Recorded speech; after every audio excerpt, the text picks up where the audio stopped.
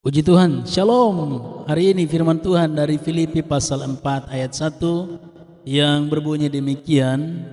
Karena itu saudara-saudara yang kukasihi dan yang kurindukan, sukacitaku dan mahkotaku, berdirilah juga dengan teguh dalam Tuhan, hai saudara-saudaraku yang kekasih. Dari pembacaan ini saya kasih tema berdiri teguh di dalam Tuhan. Surat ini Paulus tulis saat di penjara, kurang lebih jemaat Filipi berdiri belasan tahun, lalu Paulus ada di penjara karena Injil.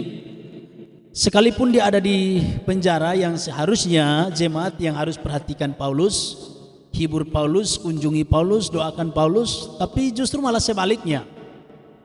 Paulus yang ada di penjara, tapi dia bikin surat, dia kirimkan kepada jemaat di Filipi, nasihat-nasihat bagi mereka. Dan nasihat-nasihat itu yang pertama di ayat yang pasal 3 ayat yang ke-19 berkata bahwa jangan sampai Paulus ada di penjara lalu jemaat itu kembali menjadi seteru salib Kristus. Itu pertama. Seteru artinya musuh, lawan daripada salib itu. Padahal salib Kristus itu adalah keselamatan. Tetapi kadang-kadang kalau pemimpin rohaninya sudah tidak ada, iman jemaat itu tidak kuat, maka gampang goyah. Goyah dengan apa? Kembali menyembah berhala. Nah, justru penyembahan berhala itulah yang menyebabkan mereka, atau kembali kepada kehidupan yang lama, menyebabkan mereka itu menjadi seteru salib Kristus, menjadi lawan Allah, menjadi lawan Kristus, menjadi lawan dari keselamatan, yaitu kehidupan yang tidak berkenan di hadapan Tuhan. Nah, begitu pula kita sekarang. Zaman-zaman seperti ini, pandemi seperti ini, gereja tidak ada ibadah. Membuat kadang ada yang suka ibadah, sudah terbiasa beribadah, di rumah pun dia beribadah, tapi yang tidak tahu berdoa, tidak bisa mandiri dalam hal-hal rohani, itu akan semakin sulit.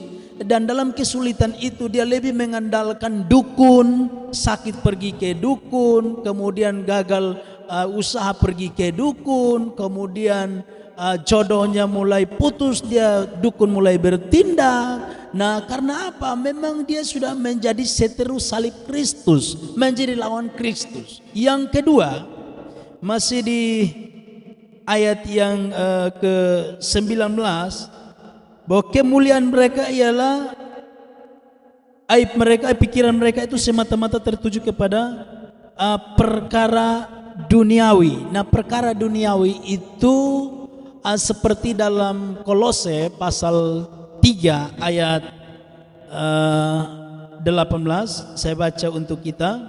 Demikian bunyi firman Tuhan, Kolose 3 ayat 8. Tetapi sekarang buanglah semuanya itu, yaitu pertama marah. Nah, kalau orang sudah tidak berdiri teguh dalam firman Allah, gampang marah, suka bertengkar, berselisih, berbulan-bulan, bertahun-tahun. Yang kedua, geram, artinya meningkat menjadi sesuatu dendam yang membara. Yang ketiga, yaitu bertindak menjadi kejahatan, mungkin berlaku dengan pembunuhan, menciderai orang lain.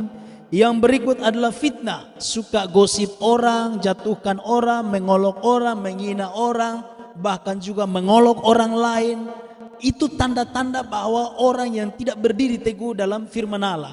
Ketika dia berdiri teguh, maka di gereja, di luar gereja, di tempat kerja, di jalan, dia tetap mempertahankan dirinya, tidak terganggu oleh dunia. Dia tidak maki, dia tidak omong kota kotor. Tapi kalau orang yang sudah goyah, goncang iman, di gereja juga dia bisa maki. Dalam ibadah juga dia bisa berkelahi. Dia bisa pukul orang, bisa pukul meja saat rapat di gereja. Karena apa? Memang dia tidak punya iman yang kuat, iman yang kokoh, iman yang teguh. Nah, karena itu ayat yang ke-9, jangan lagi kamu saling mendustai karena kamu telah menanggalkan manusia lama serta kelakuannya. Bohong, istri bohong dengan suami, kemudian sebaliknya suami bohong istri, anak-anak kembali bohong orang tua. di gereja juga suka bohong majelis, majelis bohong pendeta, pendeta bohong kembali jemaat. Dia tidak sakit bilang sakit karena malas melayani. Banyak hal terjadi. Pacar karena sudah tidak suka lagi, dia bohong bilang dia ada di luar kota padahal ada di kos, ada di rumah.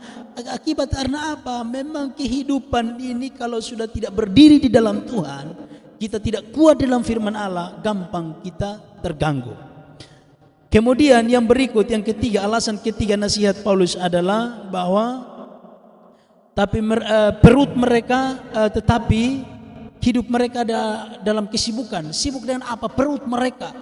Jadi kadang-kadang Paulus bilang begini, jangan sampai Anda sibuk dengan perut, artinya sibuk dengan pekerjaan, sibuk dengan jabatan, sibuk dengan usaha, akhirnya melupakan ibadah, melupakan Tuhan. Itu yang membuat kamu iman gampang goncang, gampang goyah. Karena apa?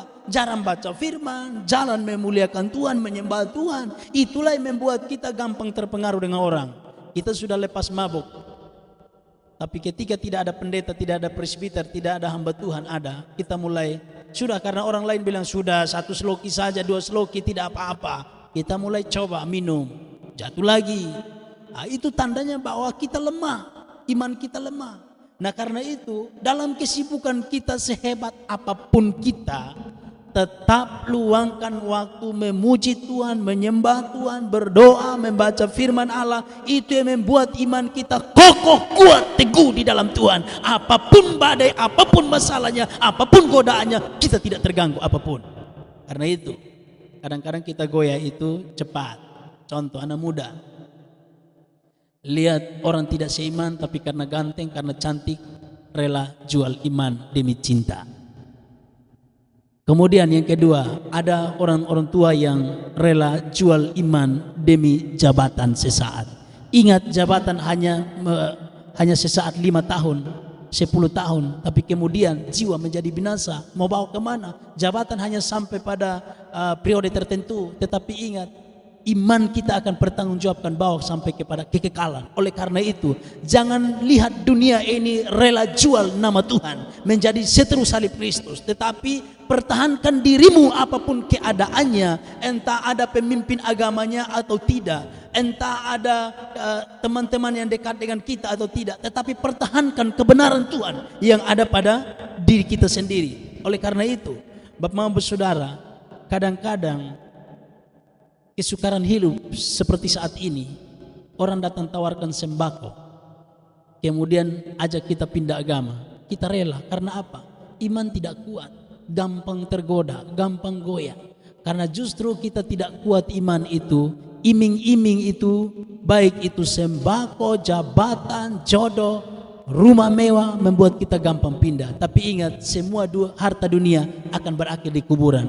Tetapi Paulus omong kepada jemaat bahwa kita ini sebenarnya warga kerajaan sorga. Artinya ayat yang selanjutnya, ayat 20-21, Paulus mau nasihati mereka, ingatkan mereka, kuatkan mereka bahwa kalau kita warga kerajaan sorga, maka tetap bersabar, tekun, nantikan Yesus Kristus Tuhan.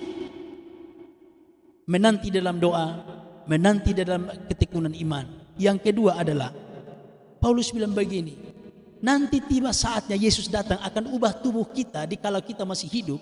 Maka dia akan ubah tubuh menjadi tubuh kemuliaan, dan kita bisa berjumpa dengan Tuhan. Oleh sebab itu dia berkata di ayat 21, yang akan mengubah tubuh kita yang hina ini sehingga serupa dengan tubuhnya menjadi yang mulia menurut kuasanya yang dapat menaklukkan segala sesuatu kepada dirinya sendiri. Artinya kalau kita bertahan, kita sabar di dalam kebenaran firman Allah, maka kita akan mendapat hidup kekal bersama dengan Tuhan di dalam kemuliaannya. Oleh karena itu, hal terpenting dari firman ini adalah berdiri teguh di dalam Tuhan. Goncangan boleh ada, gelombang boleh ada, godaan boleh ada, tapi kalau orang kuat oleh firman Allah, dia tidak pernah akan goyah oleh apapun juga, karena dalam diri dia ada firman Allah. Tuhan Yesus memberkati. Amin.